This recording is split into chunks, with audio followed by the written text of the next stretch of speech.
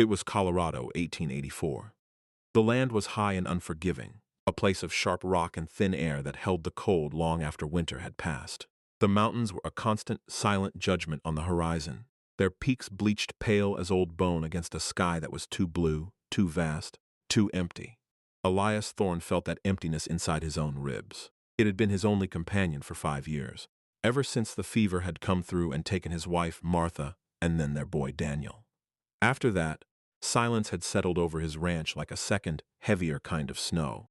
It was a silence so thick it pressed against him, a physical weight in the small cabin that was now just a place to sleep and not a home. He was 42 years old, a man worn down not by the work, but by the quiet. He was lean and capable, his body a collection of hard angles and corded muscle from a life of mending fences, breaking horses, and wrestling a living from the stubborn soil. His hands, raw at the knuckles and calloused deep, were rarely still. They were honest hands. They were currently working saddle leather and wire through a broken piece of harness, the movements methodical, deliberate. It was the kind of task that kept his mind from wandering down old, painful roads. He had been a man who laughed once. He had been a man who believed the future was a thing you built, solid as a stone foundation. Now he was just a man in motion, his days governed by the rising and setting of a sun he barely noticed. The land didn't care about his grief. The cattle needed tending, the fences needed mending, and the seasons turned without regard for the hollow space in a man's heart. He had resigned himself to this. Not beaten, not lazy, just resigned. It was a quieter, more patient kind of defeat. That was why the sight of the rider approaching from the east was such a disturbance. It was a crack in the seamless gray vessel of his days. He stopped his work, his hands freezing over the leather. Visitors were rare. Neighbors kept to themselves, and the trail to town was long. This rider was slow, the horse's head low with exhaustion. As the figure drew closer, he saw it was a woman riding alone. This was more than rare. It was a problem. He watched from the shade of the barn, his eyes narrowed, his posture unchanging. He was not a welcoming man. He had forgotten how to be. He simply waited, a still point in the vast, indifferent landscape. The horse stopped a few yards from the cabin and the woman slid from the saddle. She did not stumble, though he could see the fatigue in the line of her shoulders. She was tall for a woman, dressed in a practical, dusty brown skirt and a worn coat that had seen better years. Her face was smudged with dirt, her hair pulled back in a severe knot from which strands had escaped to whip in the wind. She looked tired, but not broken. There was a sturdiness in her stance that he recognized. It was the posture of someone who had been knocked down and had gotten back up, time and time again. She took a moment to pat the horse's neck before turning to face him. Her eyes, he noticed, were the color of a winter sky, a clear, startling gray. They were taking stock eyes. They swept over him, the barn, the cabin, the neat woodpile, assessing everything with a quiet, unnerving competence. "Mr. Thorne?" she asked. Her voice was low and steady, without any of the tremor he might have expected. He gave a curt nod, his own voice rusty from disuse. "I am. My name is Clara May Thompson. My late husband was Edward Thompson. We owned the quarter section that borders your land to the east." He knew the plot. It was a decent piece of land, with a good spring and some flat pasture. But the man who had owned it had been a dreamer, not a rancher. He had been chasing silver in the mountains and had let the land go to weed. Elias had heard he'd been killed in a rock slide the previous winter. "I've come to sell it," she said, her words plain and direct. This was the problem he had anticipated. A piece of land for sale meant speculation, meant trouble, meant dealing with people. He wanted none of it. His own ranch was all he could manage, or all he cared to manage. The thought of expanding, of dealing with lawyers and land agents, made him tired. He looked at her, at the worn fabric of her coat and the deep exhaustion etched around her eyes. He saw a woman at the end of her rope. Most men would see an opportunity. They would see a way to get good land for a low price, preying on her desperation. He felt a familiar, unwelcome stirring of something he had tried to bury long ago, a sense of obligation.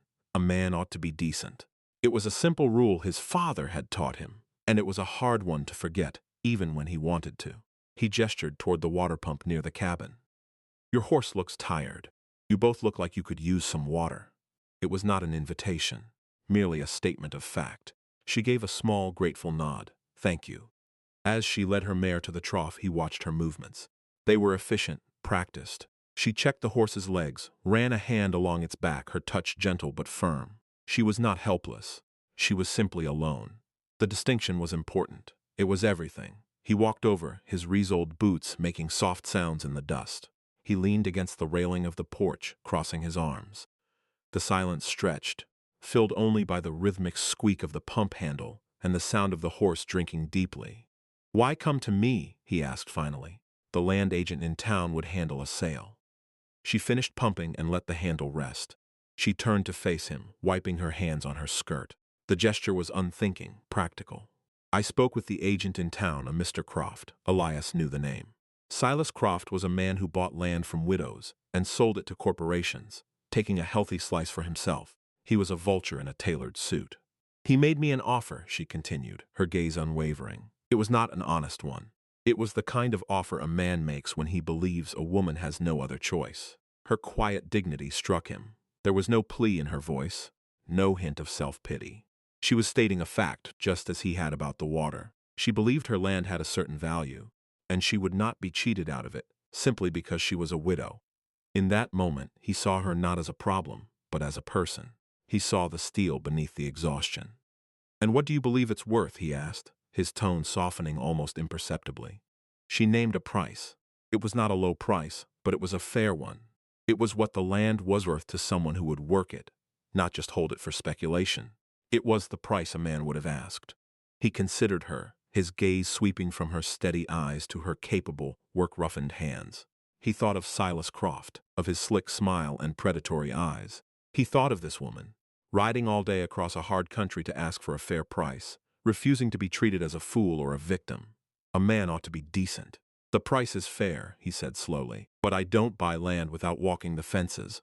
I'll need to ride the property line." It was a sensible condition, the act of a prudent rancher. But it was also something more. It was an extension of time. It was a postponement of her departure. He was not yet ready for the silence to reclaim his ranch completely. A flicker of relief passed through her eyes, so quick he might have missed it. "That's understandable," she said. "It will take the better part of tomorrow," he added. "You can stay the night. There's a clean bunk in the barn. It's not much, but it's dry and out of the wind." He was offering shelter. He was offering his time. He was, against his better judgment, becoming involved. He saw the color come into her face slowly, like a lamp being turned up. It was not a blush, but the return of warmth, of hope. "I would be grateful, Mr. Thorne," she said. "Elias," he corrected her, the name feeling foreign on his own tongue. "Clara," she replied. That evening, they ate a supper of beans and cornbread at the small table in his cabin. The space was suddenly crowded, filled with a presence that was not his own. He was acutely aware of her sitting across from him, of the quiet sounds she made as she ate. For 5 years he had eaten alone, the only sound the scrape of his fork against the tin plate. Now there was another person's breathing, the soft clink of her spoon. The silence between them was not the empty, aching silence he was used to. It was a shared quiet, a space for thought. He found himself wanting to fill it, but he had forgotten how. She spoke first, her voice soft in the lantern light. "This is a good cabin. Well built." "I built it with my father," he said, the words surprising him. He rarely spoke of his father. "My wife. She planted the garden out back." He gestured with his head toward the dark window. The garden was overgrown now, a tangle of weeds where there had once been neat rows of vegetables and bright flowers. Clara's gaze was gentle. "It's hard to keep up with a garden alone." It was a simple statement, but it held a universe of understanding. She was not offering pity. She was acknowledging a shared truth, that some things were meant for 2 pairs of hands. "You lost your husband this past winter," you said. It was not a question, but an opening. "In the silver mine," she confirmed, her eyes on her plate. "He was a good man, a kind man. He just believed there was an easier way than farming. He was always looking for the one big strike that would set us up for good." She looked up, and her eyes held a deep, weary sadness. "He found a wall of rock instead." Elias nodded slowly. He understood that kind of loss, the sudden, brutal finality of it, the way it cleaved your life into a before and an after. "I had a son," he said, his voice low and rough. "Daniel. He was 6. He did not say more. He did not need to." He saw in her eyes that she understood the weight of those few words. Grief doesn't leave. It just learns to share the house. Tonight, for the first time in years, the grief in his cabin did not feel like his alone. It felt as if it were being shared, its crushing weight lessened by half.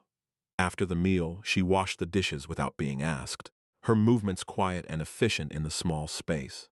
He watched her, feeling a strange sense of dislocation, as if he were watching a scene from a life he used to have. When she was done, she turned to him. "Thank you for the meal, Elias, and for the bunk." "It's nothing," he said. She paused at the door, her hand on the latch. "It's not nothing," she said softly. "It's a great deal." Then she was gone, leaving him alone in the lamplight. But the cabin did not feel empty. It felt expectant. He could still smell the faint, clean scent of the soap she had used. He could see the spot at the table where she had sat. Her presence lingered, a quiet echo in the stillness. He went to bed that night and slept deeper than he had in years. The next morning they rode out at dawn. The air was crisp and cold, smelling of pine and damp earth. The sun was a pale wafer in the east, slowly burning the mist off the high meadows.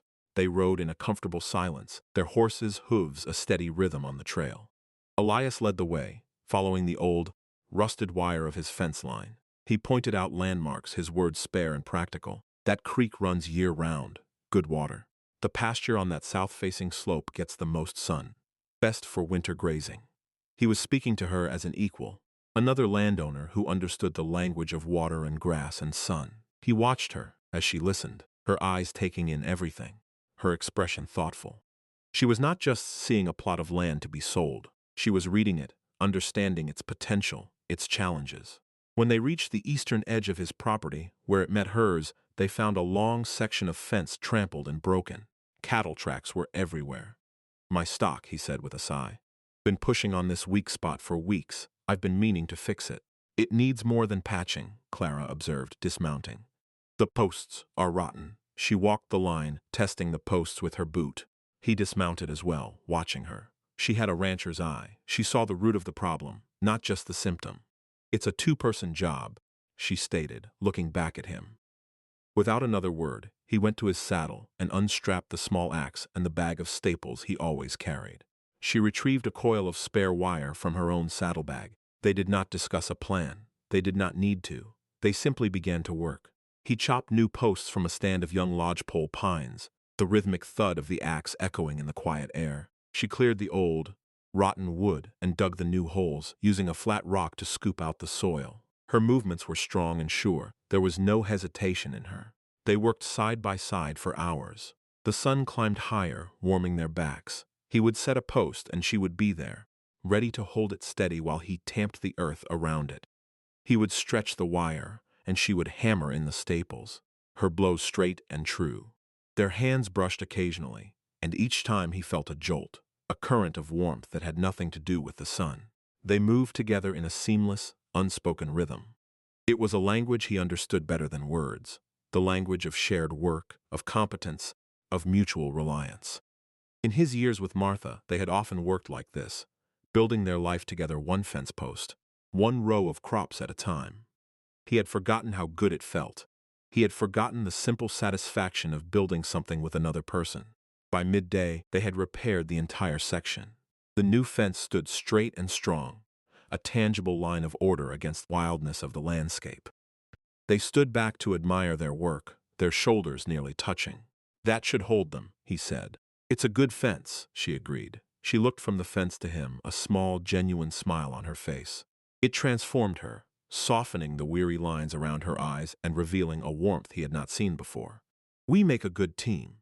His heart gave a strange, unfamiliar lurch. "Yes," he said, his voice quieter than he intended. "We do."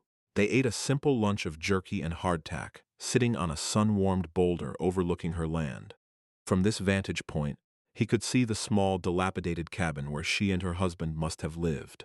It looked forlorn, abandoned, a testament to a broken dream. He was going to build a proper house, she said, following his gaze. Once he found the silver, he had it all planned. "It's hard country for dreamers," Elias said gently. "It's hard country for anyone," she countered, her voice without bitterness. "But it's honest. The desert doesn't lie. The mountains don't pretend to be something they're not. They tell you right up front what it will take to survive here." Edward never quite understood that. Elias looked at her. She understood it perfectly. She was like the landscape itself, unadorned, honest, and possessed of a quiet, resilient strength. He was beginning to realize that he had been starving, not just for company, but for this. For a connection with someone who saw the world with the same clear, unsparing eyes as he did. As they rode back to his ranch in the late afternoon, the comfortable silence returned, but it was different now. It was filled with the memory of their shared work, with the new and fragile understanding that had grown between them. He found himself trying to think of reasons for her to stay another day.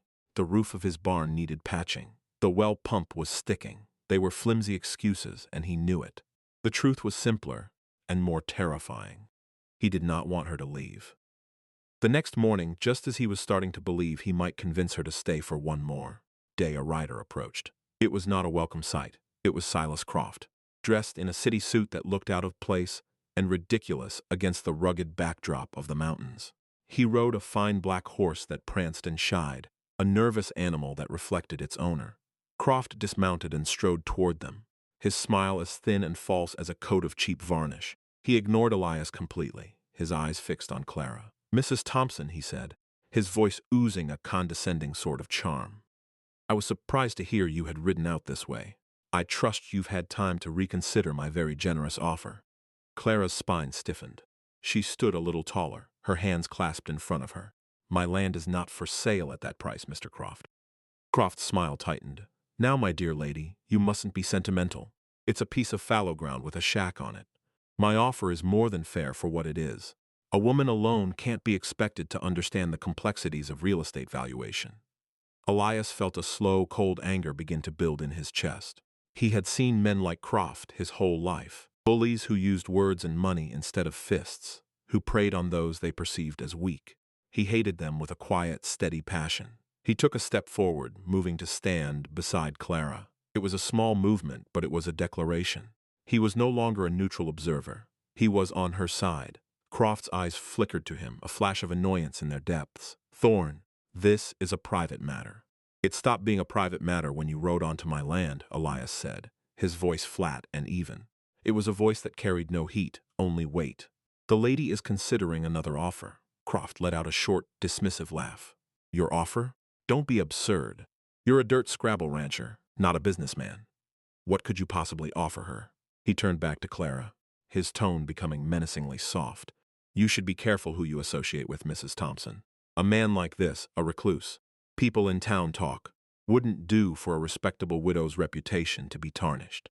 It was a vile, cowardly threat, an attempt to isolate her, to shame her into submission. Clara flinched, but before she could speak, Elias did. He took another step, placing himself slightly in front of her. He did not raise his voice. He did not make a fist. He simply looked at Silas Croft, and all the quiet, compressed strength of his character was in that gaze. "You will not speak to her that way," he said. The words were not a request. They were a command. "Not on my land, not anywhere." Croft was taken aback. He was used to bluster, to anger, to fear. He was not used to this.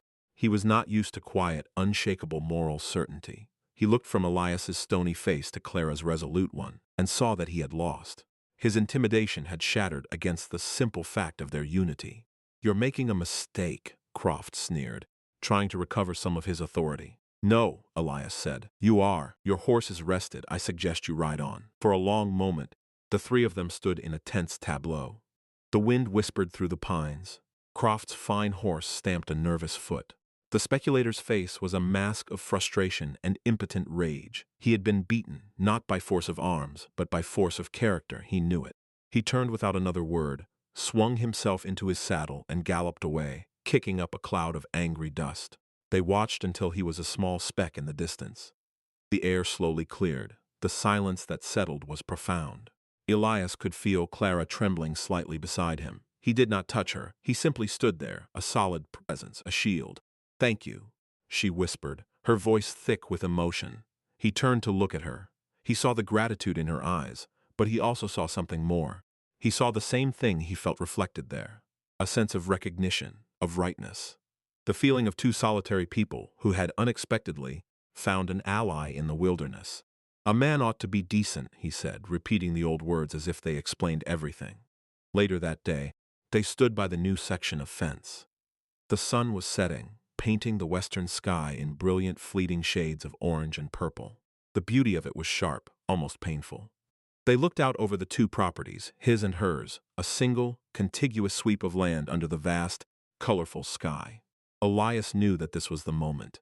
The confrontation with Croft had clarified things, burning away all the hesitation and doubt. He knew what he wanted. It was a terrifying, exhilarating realization. That land, he began, his voice steady as he looked out at her quarter section.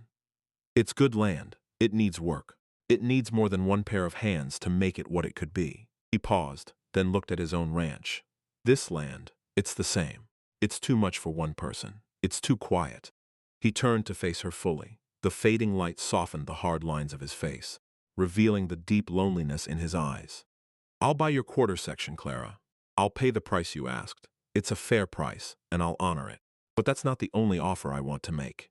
He took a breath, gathering his courage. He was a man of actions, not words, and this was the hardest thing he had ever had to say. I've been alone for 5 years. I thought that was all that was left for me, just alone. But these last 2 days, having you here, it's been like seeing color again after years of gray. He fumbled in his pocket and brought out a small, simple gold band. It was worn smooth with time. This was my mother's ring. She gave it to my father and told him it was for a woman with good, steady hands. He looked down at Clara's hands, then back up to her face. My offer is this. Sell me your land, but stay on it. Stay here with me. Let's join these two properties. Let's join our lives. Let's make a home here together. He held out the ring. It was not a grand romantic gesture. It was a practical, honest plea. It was an offer of partnership, of shared work, of a shared future. It was, in its own quiet way, the most profound declaration of love he could imagine. I'm asking you to marry me, Clara May Thompson. She looked at the ring, then at his face. Her taking stock eyes searched his, looking for any hint of falsehood, of pity, of anything other than the plain, vulnerable truth he was offering. She was quiet for a long time, the only sound the evening breeze sighing through the grass. He waited, his heart hammering against his ribs. He had laid his solitary world at her feet, and he did not know if she would walk away from it or step into it. Finally, a slow smile spread across her face. It was the smile he had seen earlier, the one that lit her from within. My name is Clara, she said softly, her voice clear and sure in the twilight. And yes, Elias, I would want that. She held out her hand, and he slid the simple gold band onto her finger. It fit perfectly. 2 years later, it was spring. The high country had come alive with a ferocity of color that seemed impossible after the long white winter. The two ranches were one now, the old fences that had divided them gone. The land was thriving. The pastures were full of healthy cattle, and the small, dilapidated cabin on Clara's old property had been repaired and turned into a storehouse. Near Elias's cabin, the garden Martha had planted was no longer a tangle of weeds. It was a riot of green shoots and bright flowers, meticulously tended. A line of clean laundry snapped in the breeze, a cheerful banner of domesticity. The entire ranch felt different. It felt awake. It felt like a home. Clara stood on the porch, a 1-year-old boy with his father's serious eyes propped on her hip. She watched as Elias walked up the path from the barn. His walk was different now. It was no longer the aimless trudge of a man just getting through the day. It was the purposeful stride of a man coming home. He had filled out, the sharp angles of his face softened. The deep-set loneliness in his eyes had been replaced by a quiet, steady contentment. He came up the steps and kissed her, his hand resting gently on their son's back. He smelled of leather and hay and clean air. Croft was in town today, he said, his voice a low rumble, trying to sell shares in a new mining venture. No one was buying. Clara just smiled. Silas Croft and his kind had no power here. Their world was built on paper and lies. This world, their world, was built on something real, on rock and soil, on hard work and honesty. Elias leaned against the porch rail, beside her, his arm wrapping around her waist. Together they looked out at the land, their land. The sun was warm on their faces. The mountains stood silent and watchful on the horizon, no longer a judgment, but a promise of permanence. The silence that fell between them was not empty. It was full. It was full of the life they had built, of the son they were raising, of the quiet, unshakable love that had taken root and blossomed in this harsh, beautiful country. He looked at her, and she looked at him, and in that shared look was a complete and perfect understanding. They had both been broken, they had both been alone, and together, they had found a way to be whole again. There is a kind of love that does not announce itself with thunder and lightning, but arrives quietly, like the dawn after a long night. It is not built on grand passions or flowery words, but on the steady foundation of shared work and mutual respect. The greatest things are often the quietest.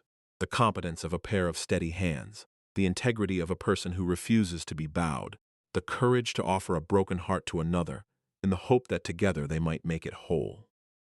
The hardest ground, it turns out, can yield the most precious harvest, and a home is not a place you find on a map. It is a place you build fence post by fence post, with someone who understands that the most profound promise one can make is the simple, practical offer to share a life.